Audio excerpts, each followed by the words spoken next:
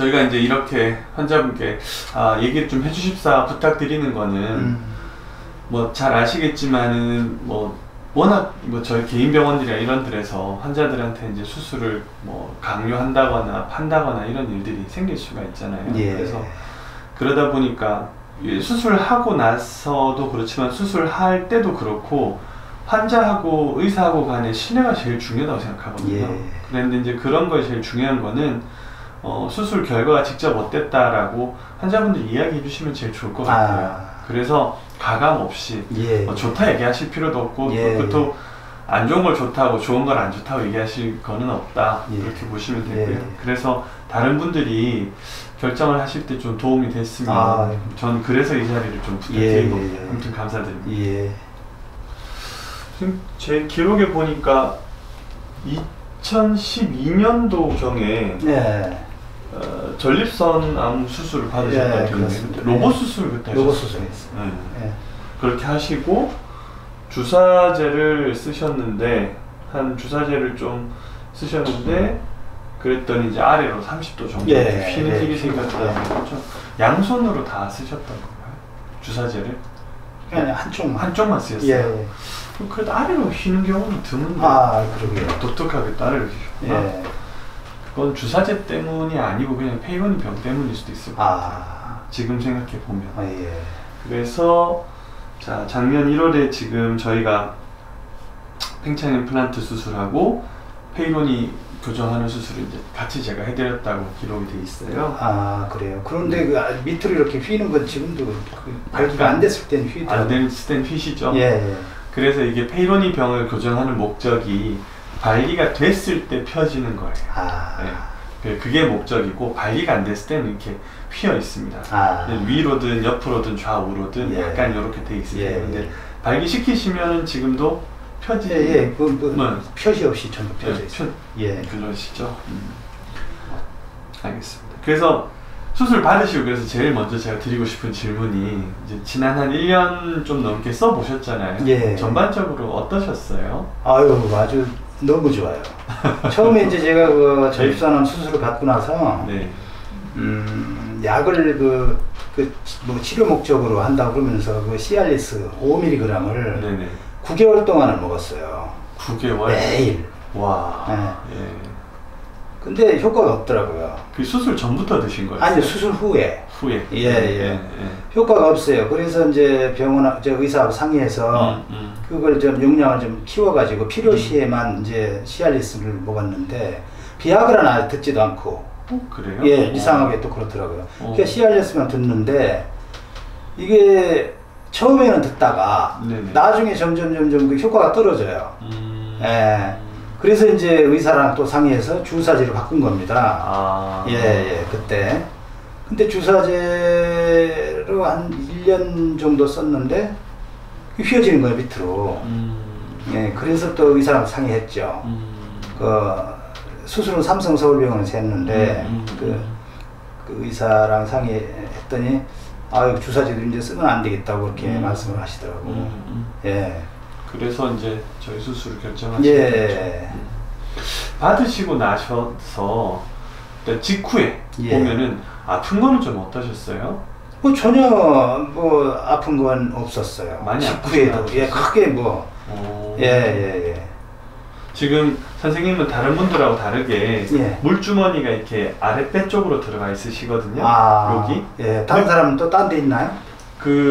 원래는 방광 옆에 보통 들어가게 되는데 선생님 전립선암 수술하셔서 방광 옆에 공간은 조금 뭐 옛날하고 다를 거예요. 해박적 구조가 그쪽을 수술하니까. 그래서 여기 아랫배 넣어놓는데 좀 어떻게 느껴지시나요? 아니면 전혀 난 모르겠어요. 어디 있는지도. 정말입니다. 어디 있는지도 모르겠어요. 날씬하신데도 그러네. 제가 운동을 많이 해요. 거의 운동 중독이라고 할 정도로 하루에 적게는 3시간, 많게는 4시간씩 하는데.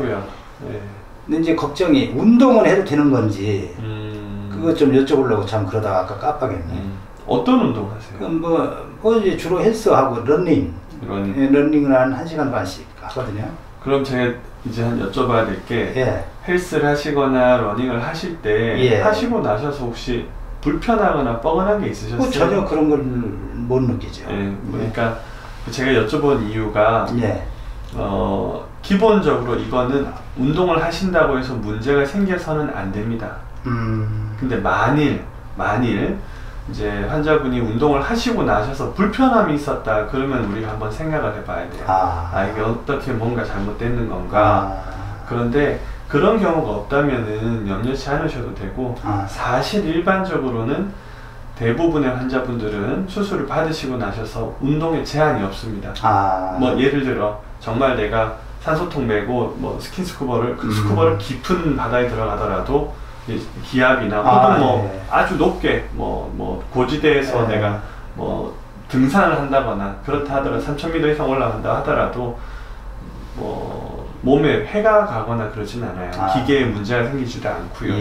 제일 기억이 남는 환자분들은 선생님도 운동 굉장히 많이 하시지만 격투기 선수? 왜 요즘 TV에 나온 MMA 이런 거 하는 선수가 왔었어요. 30대 중반 정도 된 친구인데 그 친구는 현역 선수 생활을 하기 때문에 수술하고 나서 약간 걱정이 됐던 거는 혹시 그걸 걷어차면 어떡하냐. 좀 저는 그랬거든요. 그랬는데 실제로 이제 해외 사례들 보고 그 친구 결과를 보면 지금 한 6, 7년 됐는데 문제가 크게 없었어요. 그래서 그런 경우, 그 다음에 경륜 선수, 그러니까 자전거 굉장히 격렬하게 타는 경륜 선수도 한 명 있었는데 거기도 괜찮았고, 그 다음에 승마 선수, 뭐 생각보다 굉장히 많은 운동하는 분들이 꽤 있었어요. 그런데 괜찮았습니다. 그리고 제가 괜찮다고 그것만이 아니고 논문에 나온 결과도 실제로 이론적으로도 환자분이 아무리 운동을 많이 하셔도 괜찮아요. 자전거 타는 것도 상관없고 괜찮습니다.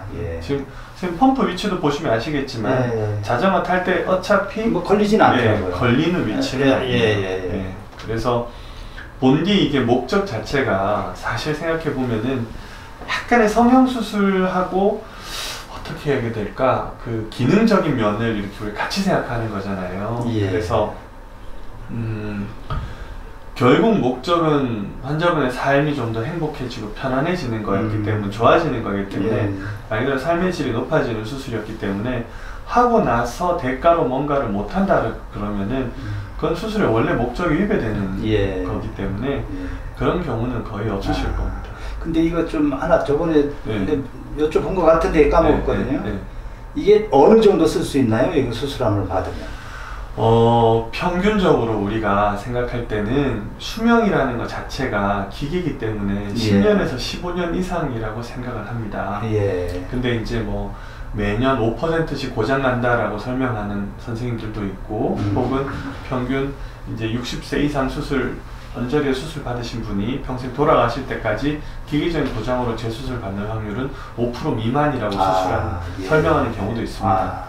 그러니까 기계다 보니까 사용하는 정도에 따라 다르지만 아주 드문 경우 20, 30대 때 수술 받은 분 경우하고 50대 이후에 수술 받은 경우하고 기계적 수명은 굉장히 차이가 납니다.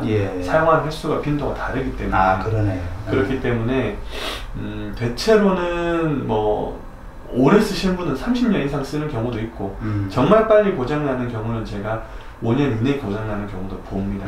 그러나 그거는 확률이고 뭐 크게 흔한 일은 아닙니다. 제가 보면은. 그래서 다행인 거는 만약에 기계가 고장난다고 하더라도 교체하는 거는 그렇게 어렵거나 힘들지 않습니다. 처음에 하는 것보다는요?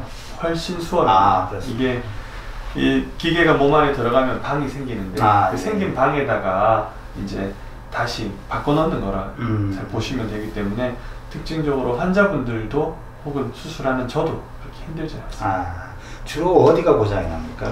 주로 고장이 나는 부위는 실린더, 펌프, 물주머니가 있으면 연결해주는 부위가 있어요. 실린더에서 펌프로 연결 튜빙이 있어요. 거기가 약해요. 거기가 어떻게 되다가 이렇게 구멍이 나거나 하는 건데, 기구 고장에 대해서 연구해 놓은 논문을 보면 그렇게 돼 있습니다. 제 개인적인 경험도 거의 대부분만 거기가 고장난다 보시면 돼요. 실린더 자체, 펌프 자체, 레저 물주머니 자체는 거진 고장이 나지 않습니다.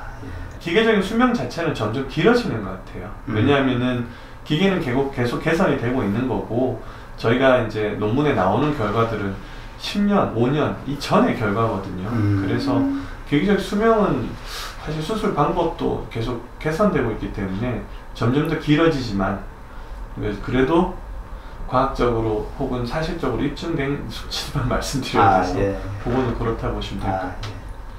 사용해 보시면서 불편하신 점은 없으셨어요? 예, 전혀 없었습니다. 불편한 거요. 그 뭐 주변 사람한테 권할 정도로 예, 그렇게 잘 쓰고 있습니다. 그래서 처음에 선생님이 이제 목전하셨던 바가 있으셨을 거잖아요.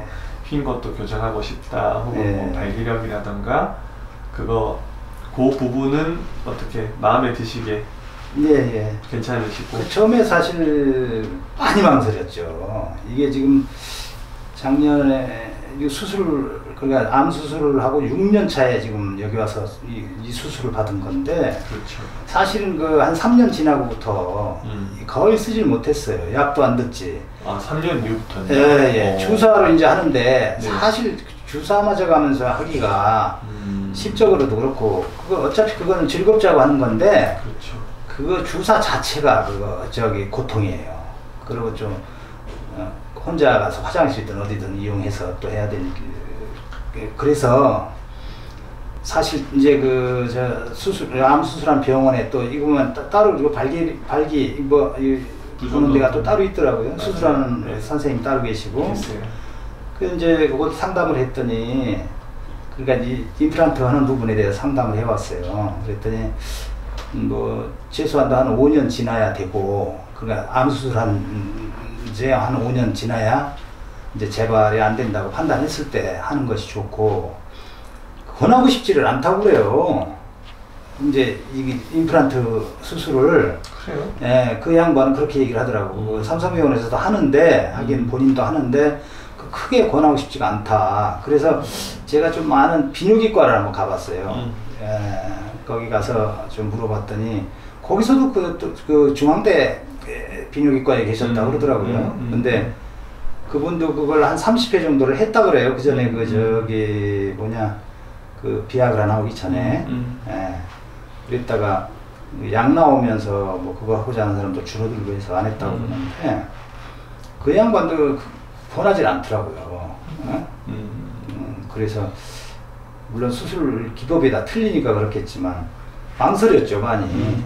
그러다가 이거 도저히 안 되겠구나 싶어서 인터넷을 보고 여러 군데 봤죠. 인터넷도 사실 여러 군데를 봤는데, 그래도 제일 확신이 가더라고요, 여기가. 그래서 와서 그냥 큰맘 먹고 한번 하게 됐는데 참 잘했다고 생각합니다.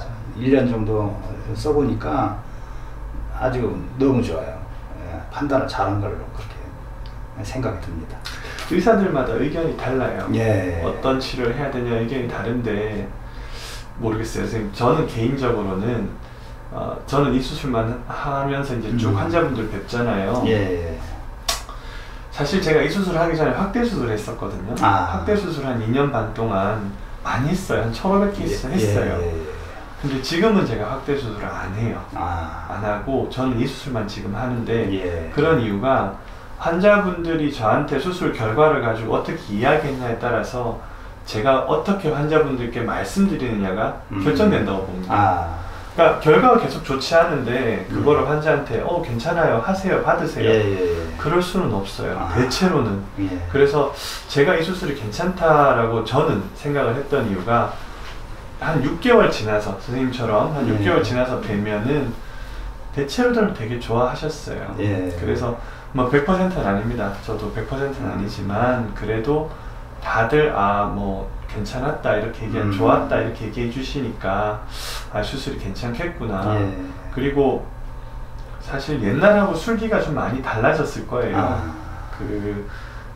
옛날에는 수술도 훨씬 힘들고 이렇게 했지만 저희는 이제 그렇게 하진 않으니까 그런 차이가 좀 있지 않나. 아무튼 결과적으로 환자분이 행복해지시는 거에 도움을 좀 드리면 사실 고민하시던 거를 좀 스트레스를 덜 받게 도와드리면 도움이 되지 않나 이렇게 생각을 합니다. 근데 전 집사람이 인지에서 그 얘기를 하더라고요. 이제서요?